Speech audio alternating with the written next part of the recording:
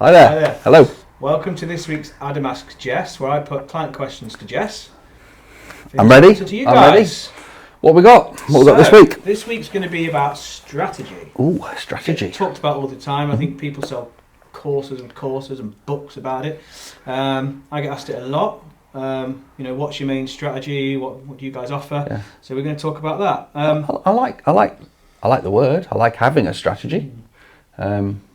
Really cool funk song. I think you might get the impression that Adam's a bit disparaging about it sometimes, because sometimes people, what is a strategy? Just having a good think about something, innit, and coming out with an informed decision. What you're thinking is some people spend either too long on it or actually think they've got a strategy and probably haven't. Too hung up on an area or something. I know. It doesn't work in the area that they wanted to buy in. So we're going to talk. Actually, yeah. Going to talk about a few things, yeah.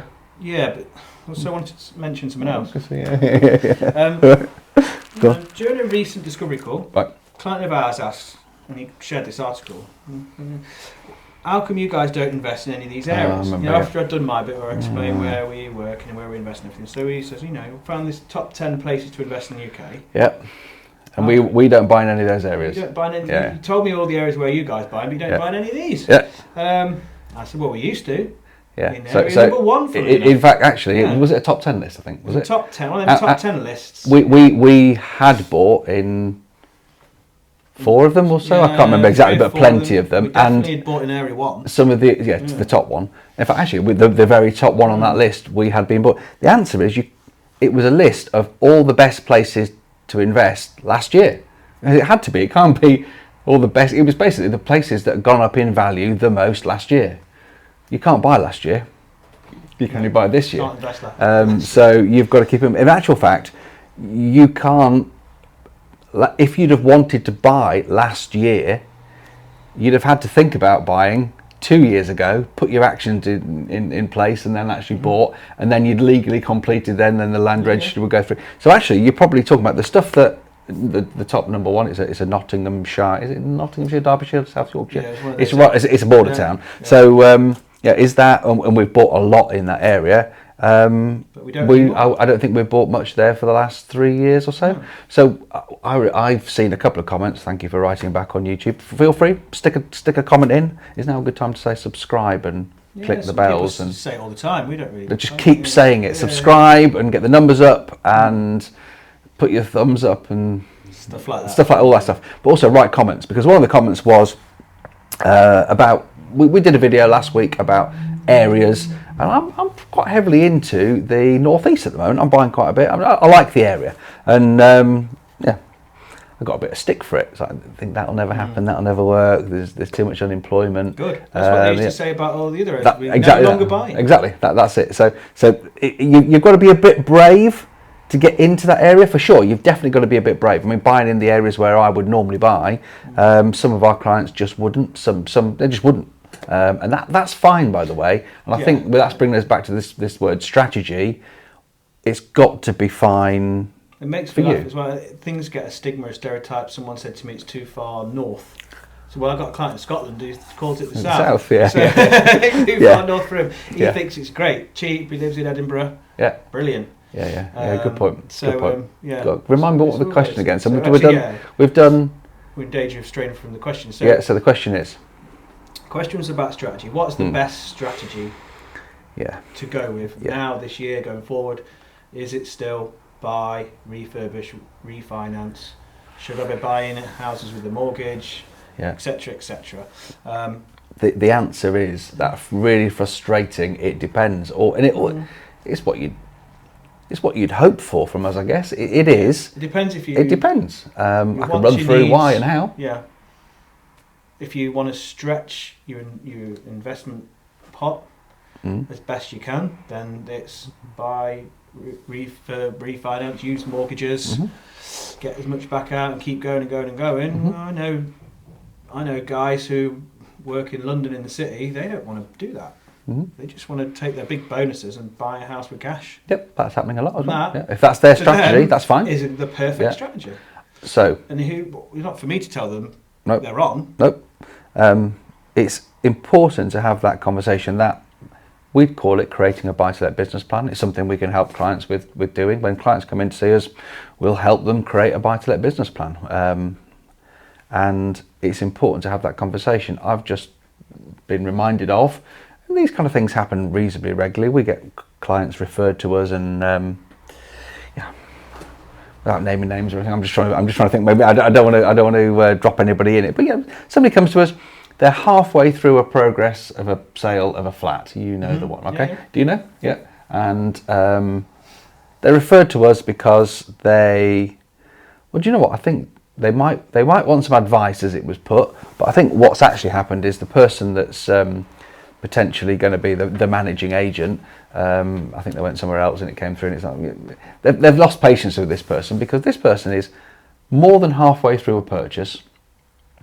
What's actually stopped them is it's a flat and it's got the cladding problem, so they've got to get the certificates. Due to sell complete last week. It was, yeah. So come over. It wasn't actually the cladding problem that was the biggest thing. They've just got to get the certificate. They can't work out how to get it, or they don't really know much about it, and it's either easy to get or it's hard to get. Either easy to get or it's impossible to get because it doesn't exist. In that case, actually, we've realised it's impossible to get. You just check. So she's hitting her head against a brick wall there.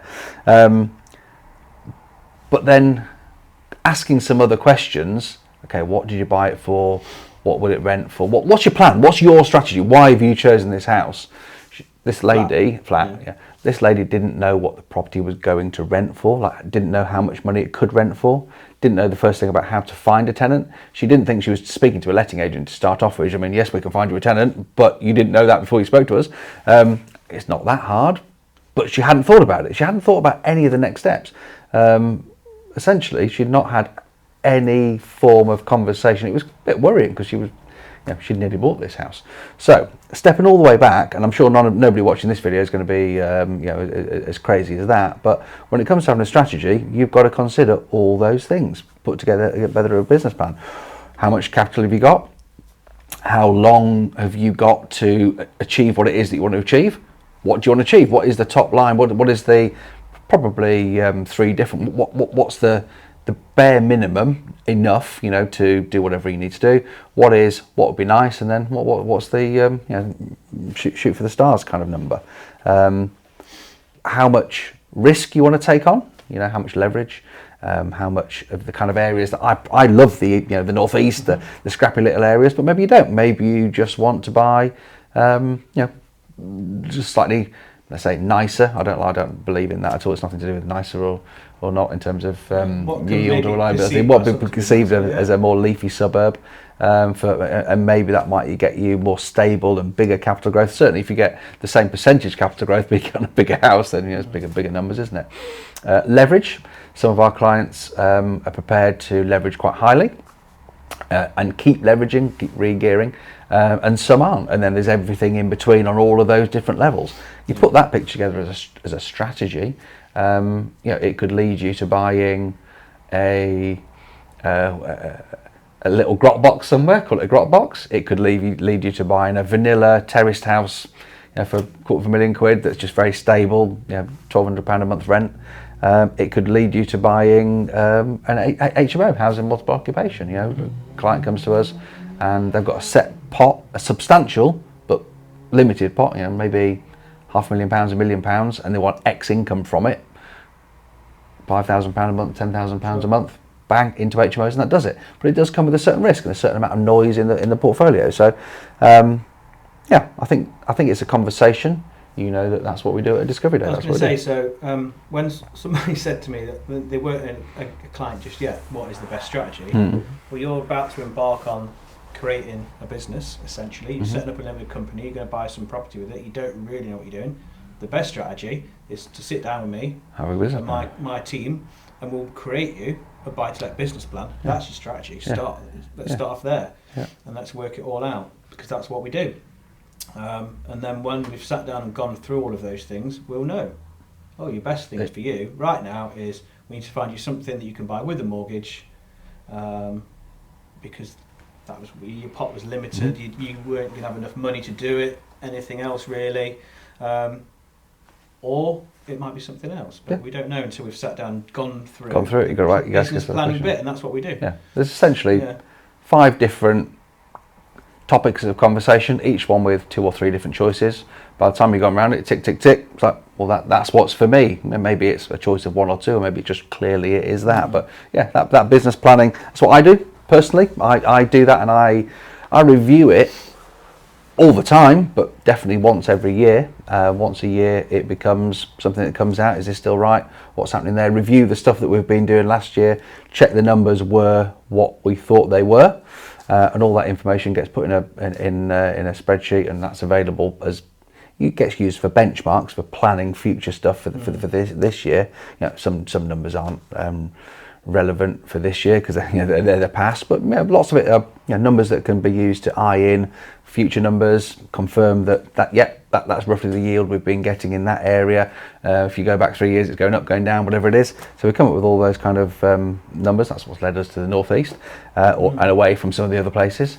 Tells us how HMOs are performing, the impact of utility bills, for example, on HMOs, which isn't as dramatic as you think it would be, depending on, there's some outliers, of course, people who haven't got a deal, haven't got a rate deal, but how long will that last? And it's creating some good opportunities.